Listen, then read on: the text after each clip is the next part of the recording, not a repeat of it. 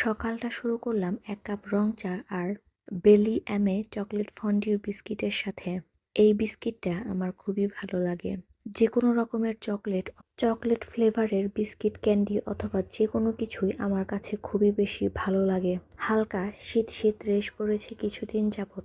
এই শীতের সকালে যদি ১ কাপ রং চা হয় তাহলে আর কোনো কথাই নেই। ১ কাপ রং চায়ের সাথে সকাল শুরু করলে খুব সুন্দর একটা মুহূর্ত কাটে। একান্ত নিজের সাথে উপভোগ করা যায় এই সময়টা। ১ কাপ রং চা বানিয়ে বারান্দায় চলে গেলাম। চা খেতে খেতে খেয়াল করলাম এক ফালি রোদ্দুর চায়ের কাপের গায়ে এসে উকি দিয়েছে। সকালবেলার এই মিষ্টি রোদ্দুর ভীষণ ভালো লাগে। এটা ভীষণ উপকারীও আমাদের জন্য। এই রোদ্দুরে ভিটামিন ডি থাকে।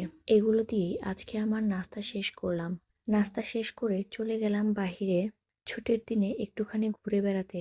প্রিয় মানুষটার সাথে। বাহিরের খাবার কেন যেন আমার একটু বেশিই পছন্দ। বাহিরে গেলে কিছু না কিছু আমার খেতেই হবে। খুব বেশি কিছু না হলেও হালকা কিছু, যেমন কেক, বিস্কিট অথবা অন্য যেকোনো কিছু। তবে আজকে ছিল সিঙ্গারা, পুরি আর ভেজিটেবল রোল।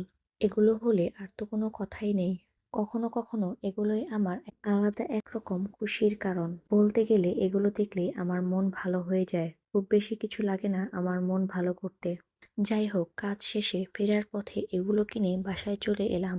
বাসায় ফিরে একটা প্লেটে সুন্দর করে এগুলো সাজিয়ে নিলাম। তারপর একটা একটা করে সিঙ্গারা, পুরি আর রোল খেতে লাগলাম। বেশ মজাদার ছিল। সিঙ্গারার ভেতরে দেখলাম বাদাম দেওয়া আছে। সিঙ্গারায় যদি এই বাদাম থাকে তাহলে খেতে একটু বেশি মজা লাগে। শুক্রবার দিনটা একটু আলাদা রকমের সুন্দর। জানি না কেন, তবে মনে হয় শুক্রবার যেহেতু একটা ছুটির দিন, স্কুল, কলেজ, অফিস সবকিছু বন্ধ থাকে, সেহেতু সবাই বাসায় থাকে। চাইলেই যে কোনো স্পেশাল খাবার এই দিনে তৈরি করে ফেলা যায়। আর বাসার সবাই মিলে যদি এই স্পেশাল খাবারে অংশগ্রহণ করা যায় তাহলে দিনটা দারুণভাবে কেটে যায়। খুব সুন্দর করে উপভোগ করা যায় দিনটা সবার সাথে মিলেমিশে। ছুটির দিন হিসেবে আজকের দুপুরে একটু স্পেশাল খাবার ছিল খিচুড়ি আর মুরগির গোস্ত, সাথে ছিল মাখা সালাদ। এই মাখা সালাদটা আমার বেশ ভালো লাগে। এটা যে কোনো খাবারের সাথে অনেক ভালো লাগে খেতে। যাই হোক, আজকের আয়োজনে আরও ছিল কোকাকোলা। স্পেশাল কোনো খাবার দাবারে কোকাকোলা অথবা মোজো কোনো কিছু না হলে কি চলে? বাকিদের কথা জানি না, তবে আমার তো একেবারেই চলে না। স্পেশাল খাবার দাবারে অবশ্যই আমার কোকাকোলা অথবা মোজো কিছু একটা লাগবেই অন্তত।